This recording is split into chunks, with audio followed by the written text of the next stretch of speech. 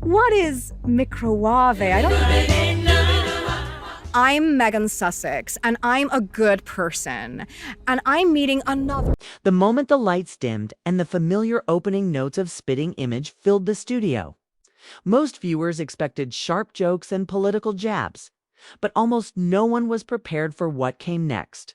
When the exaggerated puppet version of Meghan Markle stepped into frame, it was immediately clear this wasn't going to be a light tease or a forgettable sketch. This was a full-scale satirical assault on one of the most scrutinized public figures in the world.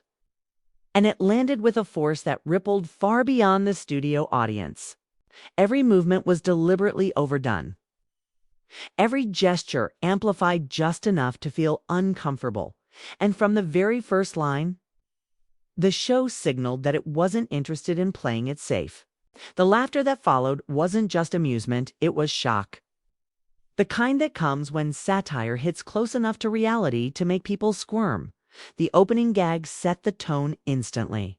The puppet Meghan, part Hollywood starlet and part royal figure, strutted onto the stage with exaggerated confidence, delivering a line that blended royalty, streaming deals, and self-awareness into a single punch. It wasn't subtle, and it wasn't meant to be. The joke wasn't about a single moment or misstep, but about a broader public perception that Meghan has carefully built, managed, and defended over the years. The audience reacted loudly, not just because it was funny, but because it touched on something familiar. Satire works best when it exaggerates what people already think, and Spitting Image leaned hard into that formula. From there, the episode wasted no time diving into what it framed as brand Meghan. The puppet version juggled Netflix projects, podcasts, charity initiatives, and glossy public appearances, all portrayed as part of a relentless drive to stay relevant. The jokes came fast, each one sharper than the last, painting a picture of someone constantly managing optics, messaging, and visibility. It wasn't presented as fact, but as commentary on how Meghan is often portrayed in media coverage. The humor landed because it echoed headlines viewers had already seen, magnified just enough to become absurd.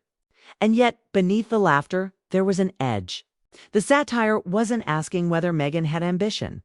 It was asking whether ambition itself had become the story. The show then shifted toward one of Meghan's most talked-about moments, her high-profile interviews. The puppet reenacted long pauses, carefully chosen words, and dramatic expressions, turning familiar footage into caricature. The audience laughed, but not without recognition. These were moments people remembered, moments that sparked endless debate when they originally aired. Spitting Image didn't invent new controversies here.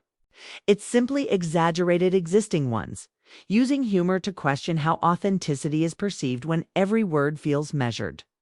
The satire suggested, without stating outright, that public storytelling can sometimes blur the line between vulnerability and performance. As the episode continued, the focus turned to Meghan's relationship with Prince Harry, another area already saturated with speculation. The puppet dynamic portrayed Meghan as assertive and commanding, while Harry appeared anxious, deferential, and slightly overwhelmed. It's important to note that this portrayal reflected public narratives, not verified reality, but that distinction rarely matters in satire. The laughter in the room was mixed with discomfort because the joke leaned into a perception many critics already hold. Spitting Image didn't create that narrative, it mirrored it. And mirrors can be cruel when they reflect something people argue about endlessly online. The satire grew even bolder when the rest of the royal family entered the scene. Tradition clashed with modernity in exaggerated confrontations that played on long-standing media stories about protocol, hierarchy, and disruption. Meghan's puppet was positioned as an outsider shaking the system, while the royal institution appeared stiff, confused, and overwhelmed. The jokes landed because they captured a tension that has followed Meghan since she joined the royal family. Some viewers saw it as unfair, others as cathartic, but no one could deny it was effective. The show wasn't just mocking a person, it was mocking the collision between old institutions and modern. Celebrity culture, one of the most telling segments came when the satire turned toward social media. Puppet Meghan clutched an oversized phone, reacting to likes, comments, and viral moments with exaggerated urgency. The joke wasn't just about her, it was about the digital era itself. Public figures today are trapped in feedback loops of validation and backlash. And Spitting Image used Meghan as a stand-in for that reality. The humor suggested that relevance isn't optional anymore, it's survival. And in that sense, the satire widened its scope, shifting from personal critique to cultural commentary. As clips from the episode began circulating online, the reaction was immediate and intense. Social media split into predictable camps. Some praised the show for saying what others wouldn't, calling it fearless satire. Others accused it of being cruel, outdated, or unfairly targeted. But regardless of where people landed, they were talking. Memes spread, reaction videos multiplied. And debates reignited about Meghan's influence, ambition, and relationship with fame. That response alone proved the show's point. Meghan Markle remains a lightning rod not because of any single action, but because she represents so many unresolved conversations about power, image, and control. By the time the episode wrapped, one thing was clear. Spitting Image hadn't just roasted Meghan Markle for laughs.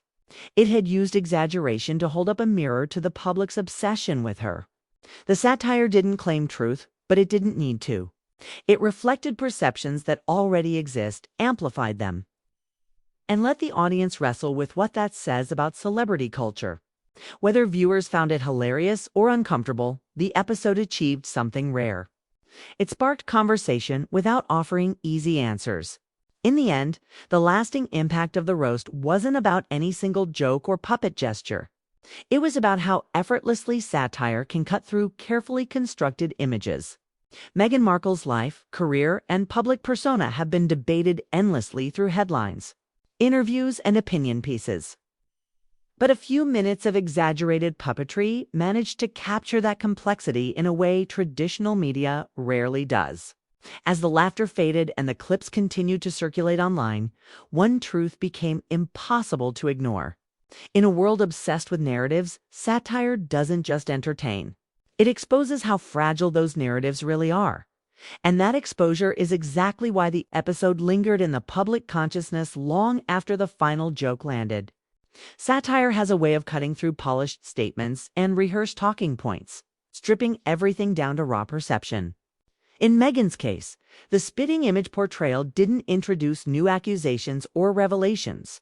Instead, it stitched together years of headlines, interviews, online debates, and viral moments into a single exaggerated narrative that felt uncomfortably familiar. Viewers weren't laughing because they were learning something new. They were laughing because they recognized the story being told, one they'd already seen play out in fragments across their screens for years. What made the roast especially potent was its refusal to pick a side. It didn't frame Meghan purely as a villain or a victim. Instead, it leaned into contradiction. Ambitious yet sensitive, polished yet chaotic, powerful yet perpetually scrutinized. That tension is what has kept public interest in Meghan alive for so long, and the show weaponized it brilliantly. By amplifying both admiration and criticism at the same time, the satire forced audiences to confront their own biases. People who already disliked her saw their views reflected back with exaggerated confirmation. Supporters, meanwhile, were left asking whether the joke said more about the public than it did about Meghan herself. As discussions spread online, many pointed out how rare it is for modern satire to go this hard on a figure who isn't a politician. Meghan occupies a strange space in pop culture. She's not just a celebrity, not just a royal, and not quite a private citizen either. That ambiguity makes her an irresistible target. Every move she makes is interpreted through multiple lenses at once, and Spitting Image leaned into that confusion. The puppet didn't just represent Meghan the person. It represented Meghan the symbol, a stand-in for debates about fame, race, class, power, and media control that have very little to do with her individual actions. Another reason the episode hit so hard is timing. Satire lands best when an audience already feels overloaded, when fatigue sets in. After years of Meghan-related headlines, documentaries, interviews, and counter-narratives, many viewers were primed for something that cut through the noise.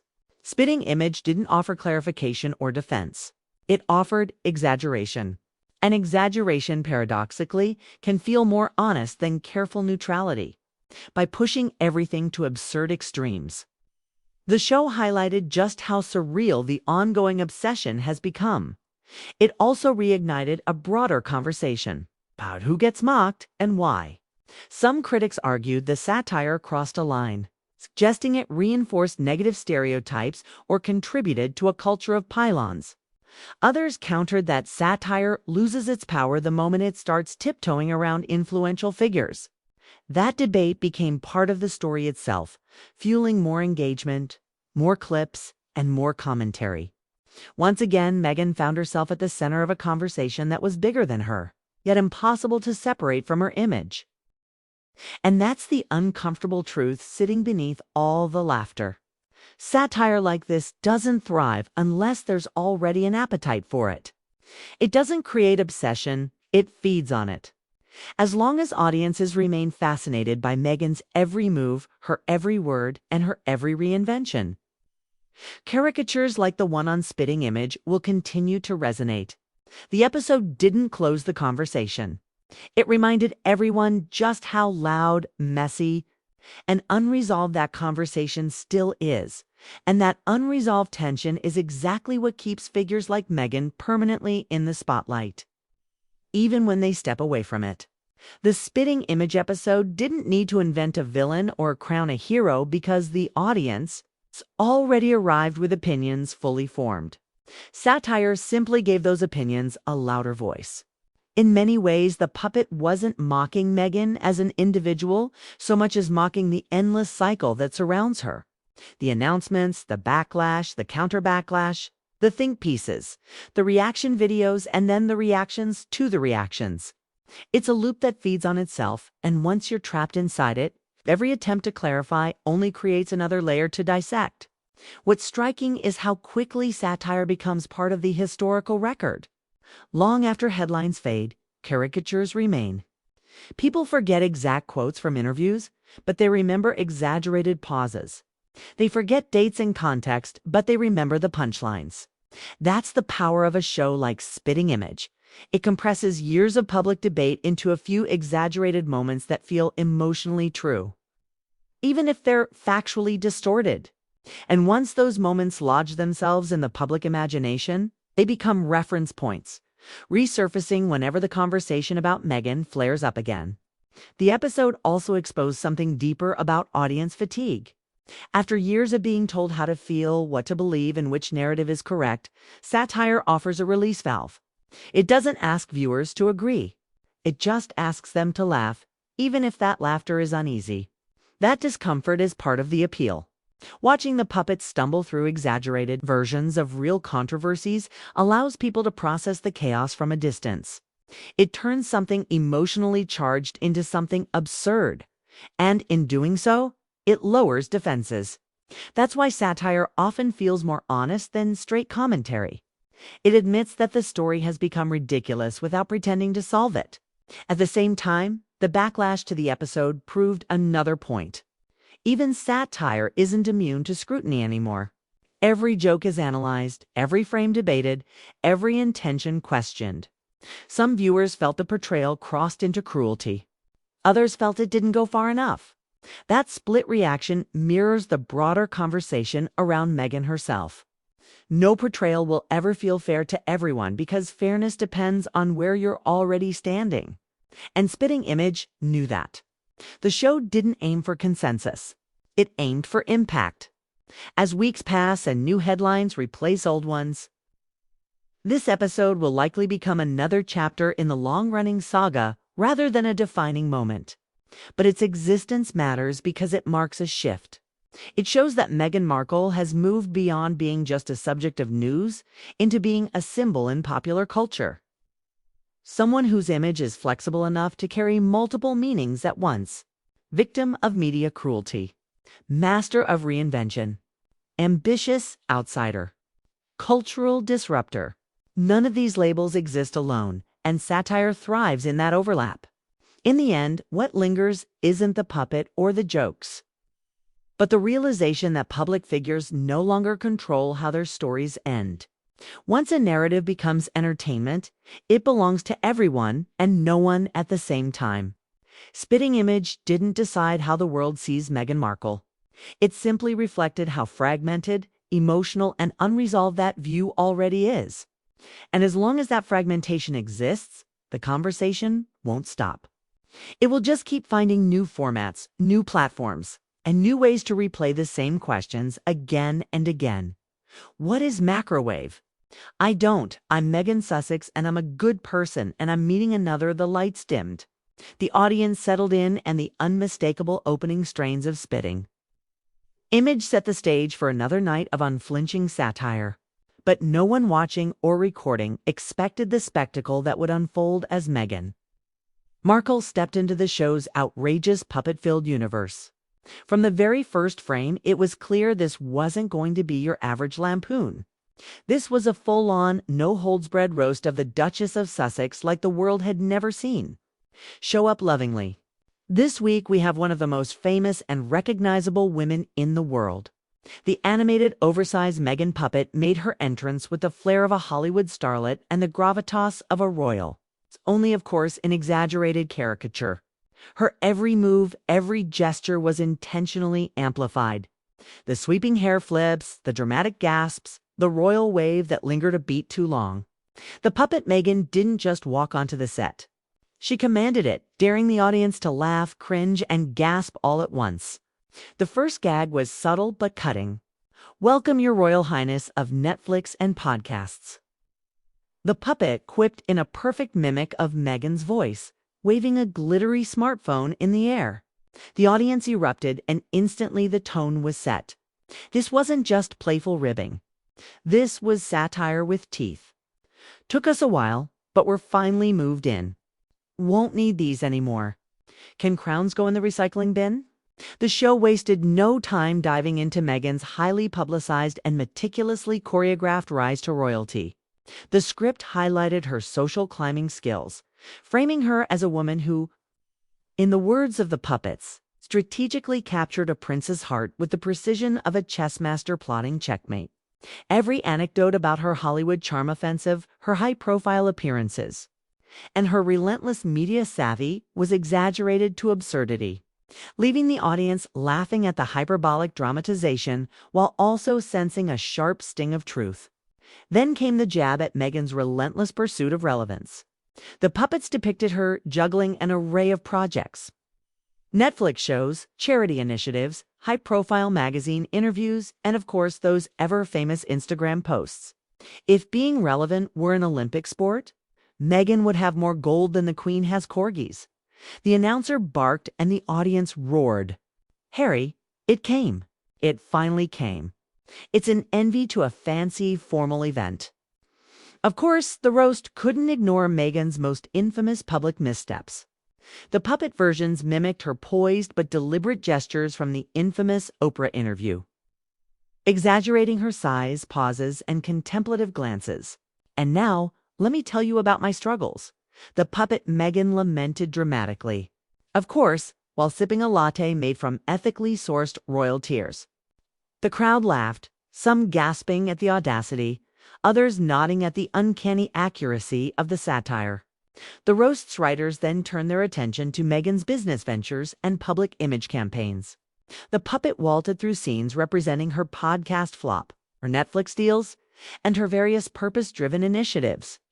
Each exaggeration was designed to highlight her desire for influence and control over her narrative. She's not just a duchess, the voiceover warned mockingly. She's a brand that refuses to take failure as an answer. And then came the digital era segment, where puppet Meghan wielded an oversized smartphone, reacting to social media commentary. Every like, retweet, and viral meme became part of the performance, illustrating the intensity with which Meghan monitors and manages her online presence. Ah, another fan tells me I inspire courage. The puppet purred, rolling her eyes theatrically. Yes, yes. Just like my last podcast inspired ratings in the single digits. The audience howled, the laughter punctuated by knowing murmurs that perhaps some truths are more performative than factual. Is very much the same format. But the roast didn't stop at gentle jabs. It dove straight into the controversy around Meghan's influence over Prince Harry and the perceived friction with the rest of the royal family. Puppet Harry appeared timid, overwhelmed, and always slightly in Meghan's shadow. As if even the puppet world couldn't escape the narrative of the couple's high-profile tension. The exaggerated dynamic had Meghan dictating every move while Harry nodded solemnly, occasionally whispering into a comically oversized microphone, "Yes, dear." The visual gag was both absurd and scarily close to what many critics claim about the real-life dynamic. The audience, aware of the real-life context, laughed nervously at some of the sharper critiques when the show suggested that Meghan's ambition sometimes threatens the very monarchy she married into. The laughter was mixed with audible gasps. This wasn't just entertainment. This was a cultural commentary wrapped in puppet exaggeration. Puppet Exa, the satire then pivoted to Meghan's penchant for carefully curated public statements. Puppet Meghan appeared at a mock press conference delivering lines that echoed real-world controversies. "I stand for service. I stand for inclusion. I stand for, yes, another selfie." The timing was impeccable, the irony biting, and the audience's laughter a mix of amusement and disbelief. And then came the moment that truly set social media ablaze. The puppet Meghan attempted a dramatic, cinematic exit from the royal palace only to trip over a giant copy of Spare lying on the floor. The visual metaphor was unmistakable. The weight of the memoir, the scrutiny, the relentless headlines. It was all part of the exaggerated yet piercing satire.